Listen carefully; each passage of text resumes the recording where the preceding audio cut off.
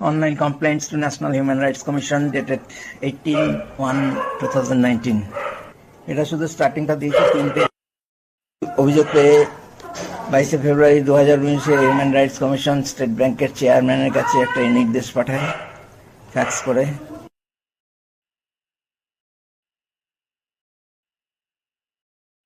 মিথ্যা report state bank collect করে RBO Malda থেকে, মালদা আরবিও, এটা রিজিওনাল ম্যানেজারের দেওয়া। চুরি আসল পয়েন্টগুলো নাই। আমি যে জন্য চাকরি ছাড়তে বাধ্য হয়েছি, ব্যাংক থেকে চুরি হওয়া, চোরের কোনো বিরুদ্ধে কোনো অ্যাকশন না নেওয়া, চোরকে ছেড়ে দেওয়া, এমনকি টাকাটাও ফেরত না দেওয়া। টাকাটা ফেরত নিয়ে আমাকে দেওয়ার কথা ছিল। ব্যাংক থেকে টাকা চুরি হলো, চোরকে ছেড়ে দিল ব্যাংক, এবং টাকাটাও ফেরত নিল না, উদ্ধার করলো না ব্যাংকের। তারপরে শুরু হলো আমার ওপর অত্যাচার, মুখ খোলায়। আমি নাকি ওই টাকা চেয়ে মুখ খোলার জন্য বারবার টাকা চেয়েছি বলে অত্যাচার শুরু হয়, হুমকি দেওয়া, নানা রকম ভাবে অপমান করা, মিথ্যা অভিযোগ আরোপ করে, কিন্তু সেইগুলো কোনো উল্লেখ করা নাই। এইটা রিজিওনাল ম্যানেজার কাজল ভৌমিক, স্টেট ব্যাংকের মালদা জেলার আরএম, এই মিথ্যা রিপোর্টটা দিয়েছে। একটা 2 নম্বরই প্রতারক, বিশ্বাসঘাতক, দুষ্কৃতী, ঘুষখোর আর দুর্নীতিপরায়ণ, দুর্নীতিবাজ আরএম স্টেট ব্যাংকের। আরএম এর সামনে থেকে চোরের সঙ্গে সেটিং করে, স্টেট ব্যাংক থেকে টাকা চুরি করা চোরের সঙ্গে সেটিং করে, টাকা খেয়ে, ঘুষ খেয়ে, কোনো ভুল না থাকা সত্ত্বেও ক্যাশিয়ারের চাকরি খেয়ে গেল ভয়াবহ অত্যাচার করে আরএম এর সামনে দিয়ে। আরএম চুপ করে থাকলো, মুখ থেকে একটা কথা বেরো না। হিজরা আরএম একটা রিপোর্ট আছে, এই রিপোর্টটা দিয়েছে আরেকজন, CM, CS and CM RBO Malda. NHRC যে নির্দেশে বলা আছে যে আমাকে কমপ্লেনেন্ট এবং ভিকটিম, অর্থাৎ দুটোই আমি এক্ষেত্রে, আমাকে সঙ্গে নিয়ে, আমাকে ইনভলভ করে নিয়ে এই বিষয়ে প্রয়োজনীয় ব্যবস্থা গ্রহণ করার। স্টেট ব্যাংক তো আমাকে জানায়নি, আমাকে না জানিয়ে ভিকটিম ছাড়াই হয়ে গেল একটা তদন্ত, ইনভেস্টিগেশন হয়ে গেল। এবং যারা ক্রিমিনাল, এটা আরএম আর এই যে আরবিওর যে কোনো অফিসার, এটা তো সবাই জানে, মালদার সবাই জানে। জানা সত্ত্বেও এরা সাহায্য করেছে চোরকে, স্টেট ব্যাংকের মালদার চিফ ম্যানেজার উজ্জ্বল কুমার, বিশাল কুমারকে আমার উপর ভয়াবহ অত্যাচার করা, চোরকে ছেড়ে দেওয়া, আমাকে চাকরি ছাড়তে বাধ্য করা, এগুলো করতে তারাই সাহায্য করেছে। ওরাও তো ক্রিমিনাল, আরএম তো ক্রিমিনাল। নাম করে আমি 5-6 জনের নাম বলছি, কিন্তু সবাই তো ক্রিমিনাল স্টেট ব্যাংকের। 2.5 লক্ষ কর্মচারী একজনও আমার সহকর্মীর পাশে না দাঁড়িয়ে চোরকে সমর্থন করেছে, চোরের পক্ষে মিথ্যা কথা প্রচার করেছে যে চুরি হয়নি, ওটা ক্যাশিয়ারের সাজানো ঘটনা। এবং ইউনিয়নও আমার পাশে না দাঁড়িয়ে ইউনিয়নও তাদের সাহায্য করেছে, চোরকে সাহায্য সমর্থন করেছে। কিন্তু সেদিক দিয়ে তো সবাই ক্রিমিনাল স্টেট ব্যাংকের। তো ক্রিমিনাল কি করে ইনভেস্টিগেশন করে আর রিপোর্ট দেয়? 16 জুন 2019, 16 জুন তো অনেক পরে, এটা আমার রিমাইন্ডার। 30 সেপ্টেম্বর, এটাও অ্যাপিল ক্লোজড, রিমাইন্ডার যেমন ক্লোজড বলে বলা হয়েছে। 14 এপ্রিল, এটা খুব ইম্পর্ট্যান্ট। এটা হচ্ছে action taken by State Bank of India is not satisfactory and not as per my complains. সন্তোষজনক উত্তর না পেয়ে আমি রিভিউর আবেদন করি, এবং পুরো যা যা উত্তর দিয়েছে, মিথ্যা উত্তর দিয়েছে, মিথ্যা রিপোর্ট দিয়েছে, এবং কি কি রিপোর্টগুলো দেয়নি, অভিযোগের মূল বিষয়গুলো, সেই সব ব্যাখ্যা করে, বিস্তারিত ব্যাখ্যা করে আমি রিভিউর আবেদন করে ন্যাশনাল হিউম্যান রাইটসের কাছে জানাই। ওটা অনলাইনে না, এটা আমাকে ইমেলে পাঠাতে হয়েছে, to nhrc.india@nic.in এই অ্যাড্রেসে। এবং পরবর্তী সময়ে ফোন নিয়ে আমি যখন খোঁজ খবর করেছিলাম, তখন ফোন করে জানতে পেরেছি যে এই আমার এই বিশদ ব্যাখ্যাটা এবং রিভিউর আবেদনটা পেয়েছে কমিশন। পয়েন্টগুলো দেওয়া আছে, কিন্তু এটাতে একটাই পেজ দেওয়া আছে। পয়েন্ট নাম্বার 1, ফার্স্ট পয়েন্ট, মাই ক্লারিফিকেশন। 16 জুন 2019 আমি একটা রিমাইন্ডার পাঠিয়েছি।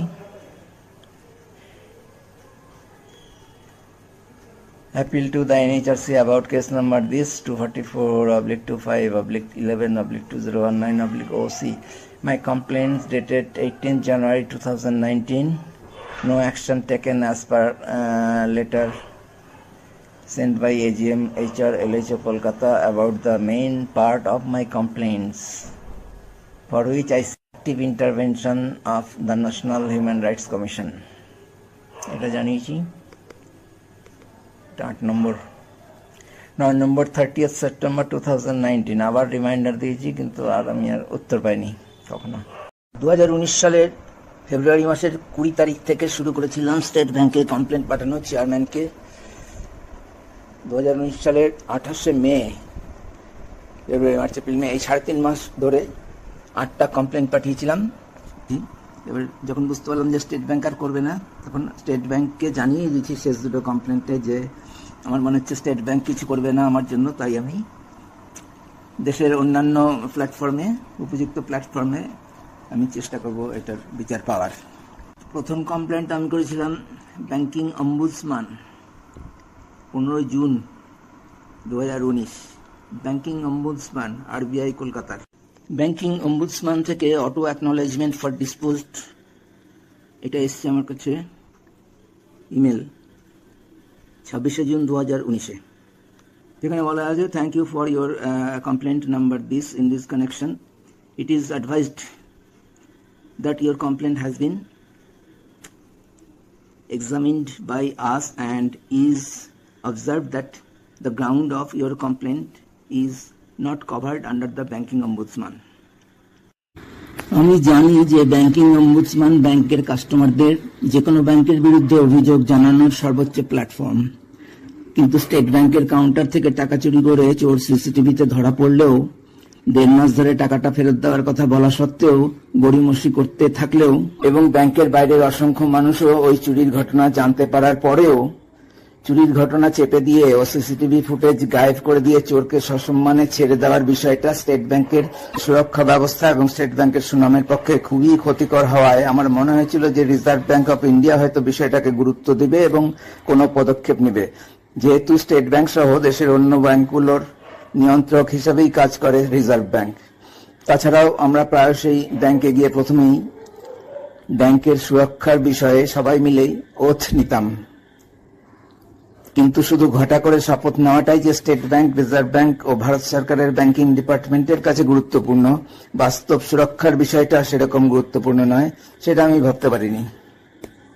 স্টেট ব্যাংকের সিকিউরিটি ল্যাপসেস এবং স্টেট ব্যাংকের রেপুটেশন খারাপ করার কাজটা খুব ভালোভাবেই করলো স্টেট ব্যাংক অব ইন্ডিয়ার চেয়ারম্যান রজনীশ কুমার, মালদার RM কাজল ভৌমিক, মালদা ব্রাঞ্চের চিফ ম্যানেজার উজ্জ্বল কুমার, ক্যাসকেডিট ম্যানেজার বিশাল কুমার, পার্থ চক্রবর্তী সহ স্টেট ব্যাংকের মোট 2.5 লক্ষাধিক অফিসার ও কর্মীর সবাই, সেই সঙ্গে স্টেট ব্যাংকের কর্মী ও অফিসারদের ইউনিয়নগুলো আমার অভিযোগেও কোনো পদক্ষেপ না নিয়ে চোরের মালিক তথা সিসি কাস্টমার বিষ্ণু ঘোষ এবং স্টেট ব্যাংকের সমস্ত কর্মী, অফিসার ও ইউনিয়নগুলোর অসংখ্য 2 নম্বরী কাজ, ব্যাংক ও ভিকটিম ক্যাশিয়ারকে প্রতারিত করা, চুরির ঘটনা ও সিসিটিভি ফুটেজ চেপে দিয়ে চোরকে সমর্থন ও সাহায্য করার মতো জঘন্য অপরাধ। চুরি হয়নি, ওটা ক্যাশিয়ারের সাজানো ঘটনা বলে নোংরা মিথ্যা কথা প্রচার করে স্টেট ব্যাংক ও নিজেদের নির্দোষ সহকর্মী ক্যাশিয়ারকে কলঙ্কিত করা, চেয়ারম্যান রজনীশ কুমারের অত্যাচারিত, কলঙ্কিত, অপমানিত হয়ে মৃত্যুর আশঙ্কায় চাকরি ছেড়ে পালিয়ে প্রাণ বাঁচানোর বিষয়ে অসংখ্য অভিযোগ পেয়েও দায়িত্বজ্ঞানহীন ভাবে স্টেট ব্যাংকের 100% কর্মীকেই ওপরে উল্লেখ করা এত অসংখ্য অপরাধ করতে বাধ্য করার বা ইনসিস্ট করার, এত অসংখ্য অনৈতিক, অমানবিক, নৃশংস ও দুর্নীতিমূলক অপরাধ করা অপরাধীদের বিরুদ্ধে কোনো পদক্ষেপ না নিয়ে চোখ মুখ কান বন্ধ রেখে এত অসংখ্য মানুষের এত অসংখ্য অপরাধের প্রশ্রয় দিল তথা উৎসাহিত করলো ভারতের জাতীয় মানবাধিকার কমিশন, প্রধানমন্ত্রীর office, finance ministry, reserve bank. 2019 তারপরে পাঠালাম 22/6/2019 প্রাইম মিনিস্টার্স অফিস PMO, যেখানে সবকিছুই আছে ডিটেলস। এখানে আমার কমপ্লেন্টের অংশটাও আছে, আবার নিচে কি রেজাল্ট হয়েছে, স্টেট ব্যাংক থেকে কেস ক্লোজ করে দিয়েছে, ডেট অফ অ্যাকশন 5/8/2019। এখানে বলেছে একটা রিপোর্টের ভিত্তিতে attach copy please necessary action, 2টা রিপোর্ট দিয়েছে, ওই রিপোর্ট দুটো দেখে দিচ্ছি আলাদা করে। ওই রিপোর্ট দুটোর ভিত্তিতেই মিথ্যা রিপোর্ট যার মধ্যে মিথ্যা রিপোর্ট বলতে আসল কমপ্লেনগুলোর কথাই তো লেখায় নাই। ওই দুটো রিপোর্টের ভিত্তিতেই সমস্ত কমপ্লেনের রিপোর্ট রিপ্লাই হয়ে গেছে স্টেট ব্যাংকের দিক থেকে, নো মেরিট, কেস ক্লোজড। এবং আমি যাদের কাছে পাঠিয়েছি সেন্ট্রাল গভর্নমেন্টের ডিপার্টমেন্টে, যে পিএমও, তারপরে ফাইন্যান্স ডিপার্টমেন্ট, ফাইন্যান্স মিনিস্ট্রি, তারপরে ন্যাশনাল হিউম্যান রাইটস কমিশন, এই ধরনের, তারা কেউ আর কিছু করেনি। আমি রিভিউয়ের আবেদন করলেও স্যাটিসফ্যাক্টরি রিপ্লাই না পেয়ে বা রিড্রেস না পেয়ে স্টেট ব্যাংকের কাছ থেকে,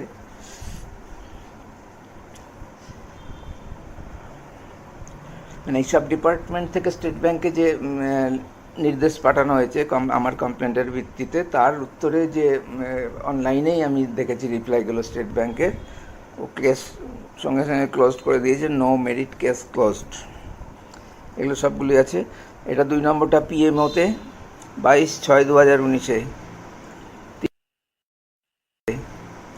3 নম্বরটা পিএমওর ভিত্তিতে, এটা হচ্ছে রিভিউয়ের apply for review, appeal against the action taken. এই যে পিএমও পিজি প্রথম যেটা ছিল 0336775 22/6/2019, ওইটার রিপ্লাই ওই কেস ক্লোজড করে দিয়েছে, নো মেরিট, কেস ক্লোজ। তার রিভিউয়ের আবেদন করেছি। এটা রিভিউয়ের যে অ্যাপ্লাই করেছি তার নাম্বার পড়েছিল DEABD/E/2019/28808। এটাও একই। এখানে আমার ওপরে আছে কমপ্লেন্টের অংশ, নিচে এই যে স্টেট ব্যাংকের reply, current status, case close, date of action 23/8/2019, ওই রিপোর্টের ভিত্তিতে। এই জিনিসটাতে অবশ্য তো আছে, অফিসার নেম দেওয়া আছে শ্রী অসীম কুমার অধিকারী, ডেজিগনেশন আছে অ্যাসিস্ট্যান্ট এজিএম।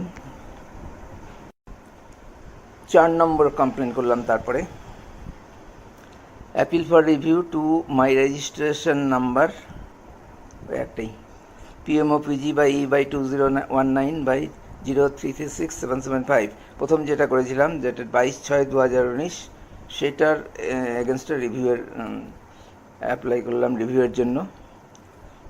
এখানে রিভিউ অ্যাপ্লাই করেছি 20 আগস্ট 2019, 2019 সালের 20 আগস্ট মাসের 20 তারিখে। একই জিনিস, ওখানে রেডিমেড সব রিপ্লাই চলে আসছে, নো মেরিট, কেস ক্লোজড, সব আছে সব। মানে এটা একটা বিরাট একটা চক্রান্ত। পুরো দেশের সবাই তো 7 বছর হয়ে গেল, আজ পর্যন্ত একজন কেউ পজিটিভ উত্তর দেয়নি, একজন কেউ সাড়াই দেয়নি। মানে আমাকে এটা যে প্রতিবাদ করবে তার জন্য কোনো সাড়া, বা আমাকে সাহায্য করার জন্য তাই কেউ দেয়নি। কাজেই আমার এটা বলার অধিকার আছে যে পুরো দেশের সব ডিপার্টমেন্ট, সবাই, মানে সব কিছুই, পুরো দেশটাই জড়িত আছে এই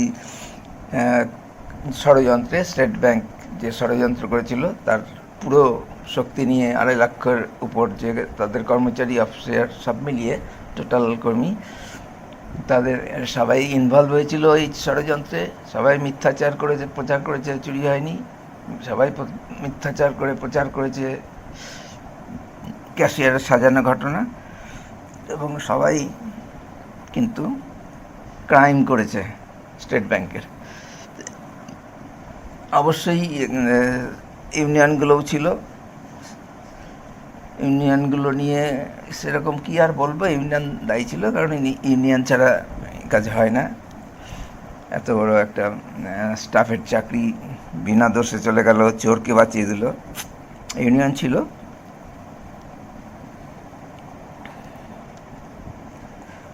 পাঁচ নম্বরটা করলাম 2/9/2019 তারিখে, DEABD/E/2019/30930।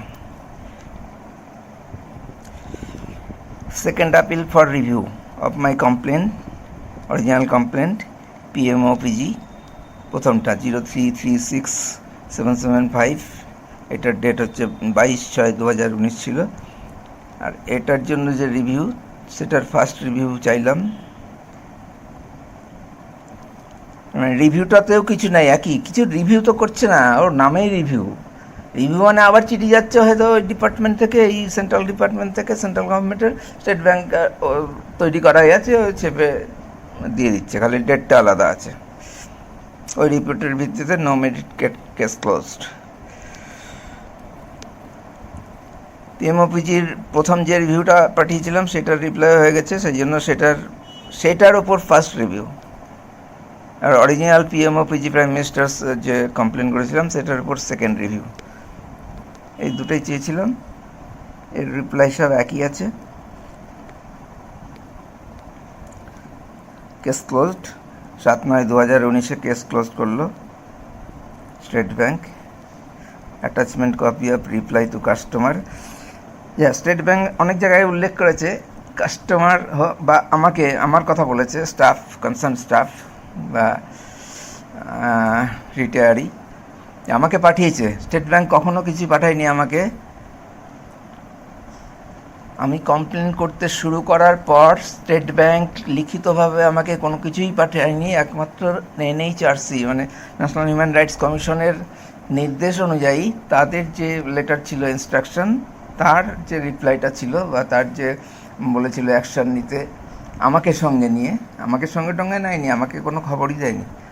স্টেট ব্যাংকের সব নিজে নিজেই হয়ে যায়, সব 2 নম্বরই না, সব মহা 2 নম্বরই, মহাচোর।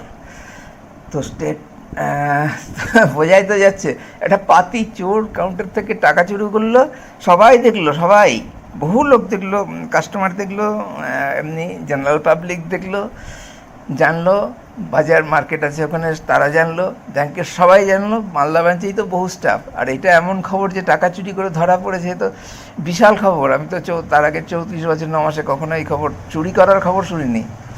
সিসিটিভি থেকে টাকা এক্সেস পেমেন্ট ধরা গেছে, সেটা আবার ফেরত আনা গেছে, এটা হয়েছে। আমার বেলা সিসিটিভিটার কোনো ভ্যালু নাই।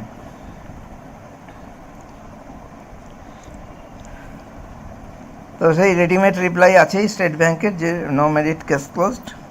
রিপোর্টের ভিত্তিতে রিপোর্টে বলা আছে যে এগুলো কিছু ঘটেনি। আমি যে কমপ্লেনগুলো করেছি, চুরির ঘটনা, আমার উপর অত্যাচার, আমাকে চাকরি ছাড়তে বাধ্য করা, এই 3টা তো মেন কমপ্লেন আমার। ওইগুলোর বিষয়ে একটাও কোনো উল্লেখ নাই। 6 নম্বরটা গভর্নমেন্ট অফ ইন্ডিয়ার এই যে directorate of public grievance, number 6 number আছে এখানে। সুনীল পান্ত এটা লেটার করেছে। above mentioned ministry department is being requested to take appropriate action। মানে এই এরা পাঠিয়ে দিয়েছে secretary finance, secretary FS, department of finance services, Jeevandeep building, finance ministry, finance সেক্রেটারিকে পাঠিয়েছে অ্যাপ্রোপ্রিয়েট অ্যাকশন নেওয়ার জন্য। ওদের অ্যাপ্রোপ্রিয়েট অ্যাকশন মানে সেই একই, ওই ছাপানোই আছে, নো মেরিট কেস ক্লোজড। মাই 4th, এগুলো ডিপার্টমেন্ট কী করতে খুলে রেখেছে? প্রাইম মিনিস্টার্স অফিস, এই যে ফিনান্স ডিপার্টমেন্ট, এই অম্বুডসম্যান, অনলাইন কমপ্লেন্টের ব্যবস্থা জেনারেল পাবলিকের জন্য। তো কাজ করে না, তো কী করতে রেখেছে? কাজ করে না।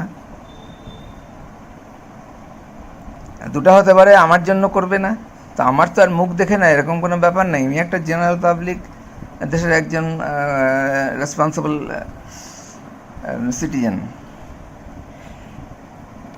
যে দেশের সব নিয়মকানুন মেনে চলে।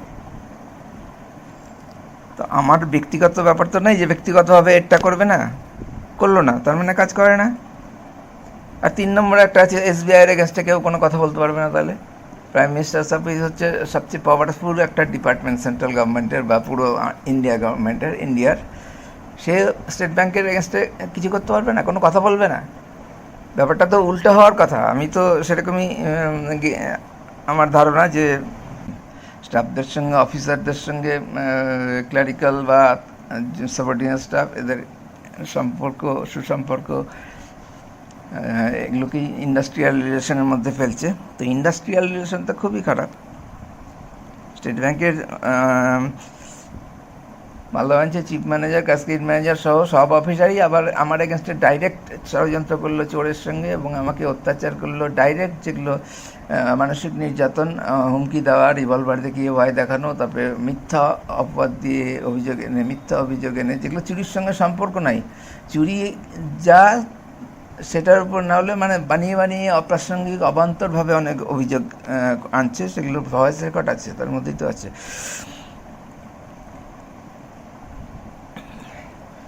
তো ইন্ডাস্ট্রিয়াল রিলেশন খুবই খারাপ, ভাবা যায় না এত খারাপ।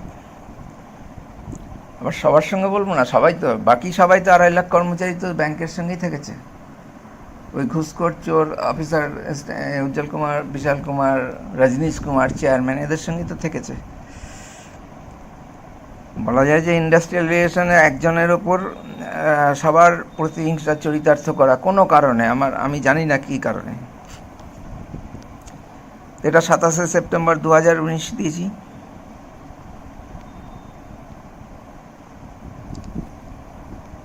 এটারও সেই একই রিপ্লাই এসেছিল, কাজের কিছু না।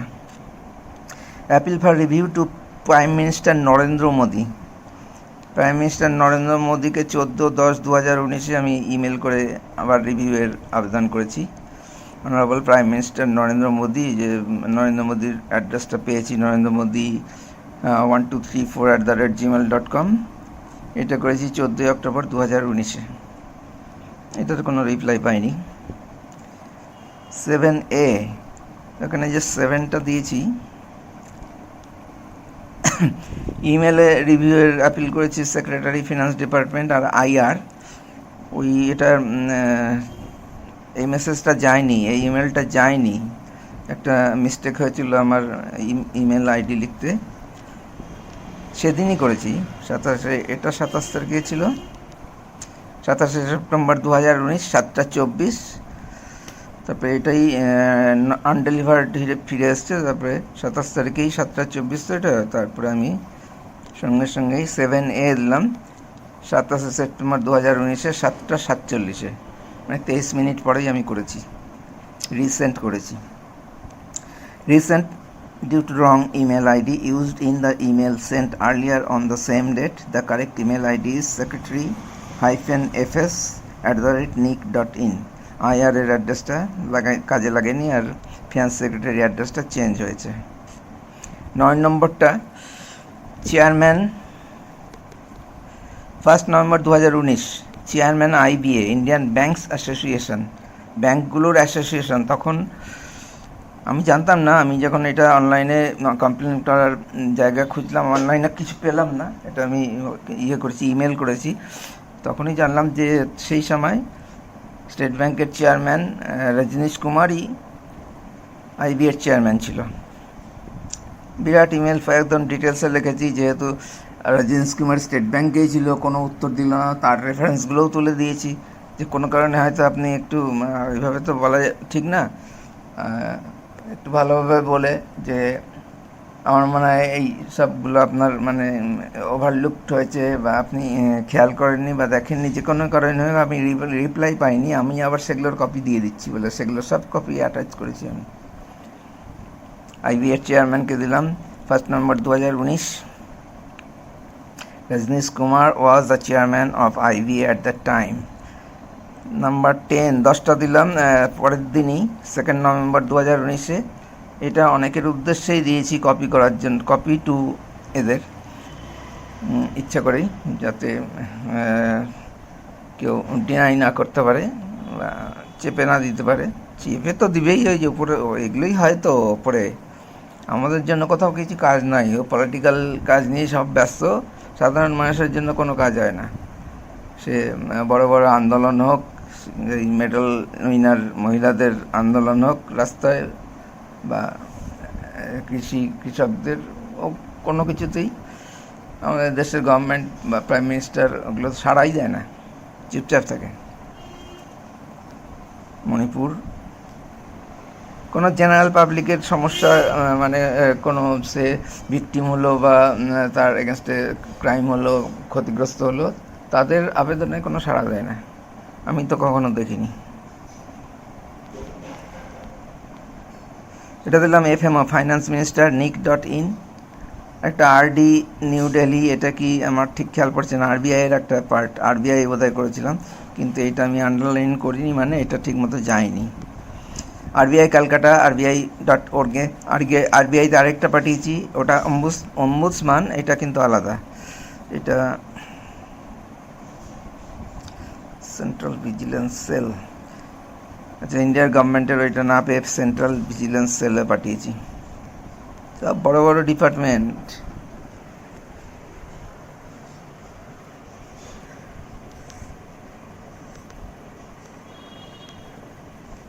কিন্তু সাধারণ মানুষের কথায় অভিযোগে এগুলো কাজ করে না।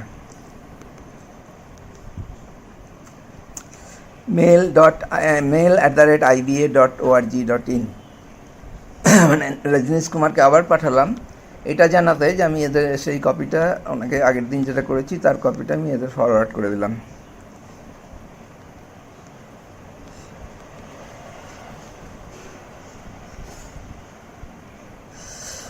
Forwarded to Finance Minister Nirmala Sitharaman, RBI Kolkata, IBA Chairman Rajneesh Kumar, attaching complaints to SBI Chairman, dated 1/11 আগের দিনের গুলোর সঙ্গে।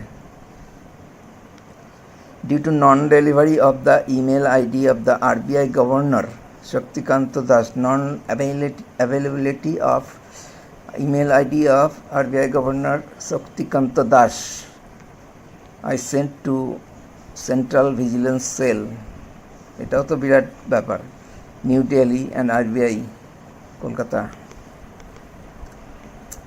এটা কোনো রিপ্লাই পাইনি, একটা রিপ্লাই বহুদিন পর কে দিয়েছিল, ব্যাংকিং অম্বুডসম্যান, 26শে জুন 2019-এ